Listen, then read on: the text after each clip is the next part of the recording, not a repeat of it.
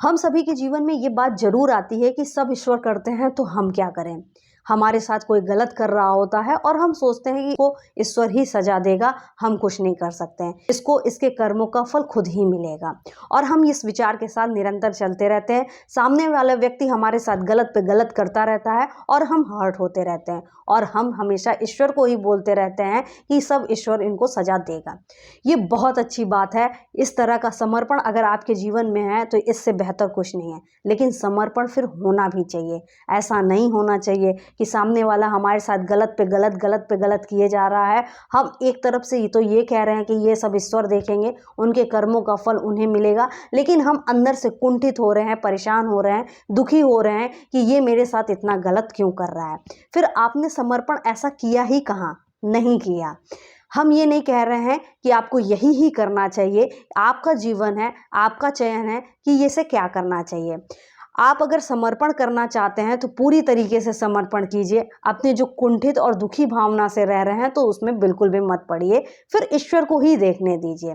लेकिन आप ये भी जान लीजिए कि हम किसी को किसी चीज़ का सज़ा नहीं दे सकते हैं। अगर उसमें आप प्रतिशोध की भावना में लगेंगे तो आपकी काफ़ी एनर्जी और काफ़ी समय आपका चला जाएगा। आपके साथ कोई गलत कर रहा है और अगर आपके मन में ये आ रहा है कि इसे मुझे सबक सिखाना है और इसे इसके चीज़ों का हम बदला लेकर रहेंगे, तो इसमें आप अपनी एनर्जी और अपना समय बहुत ज़्यादा नुकसान कर रहे हैं और वो नुकसान होता ही जाएगा। तो इसके लिए हमें करना क्या चाहिए? हमें हमेशा जीवन डिफेंसिव मोड में रहकर जीना चाहिए। हमें कभी किसी को उसके प्रतिशोध की भावना के साथ उसके साथ नहीं रहना चाहिए कि हम इसे सबक सिखा कर ही रहेंगे। हमें सिर्फ इतना करना है कि उससे अपने आप को बचाकर निरंतर आगे बढ़ते जाना है। अगर कोई हमारे साथ गलत किया जा रहा है, हमें हमेशा उल्टा बोलता जा रहा है, तो वहाँ हमें सिर्फ अपना बचाव करना है कि हाँ, ये अगली बार हमें उल्टा बोले ना।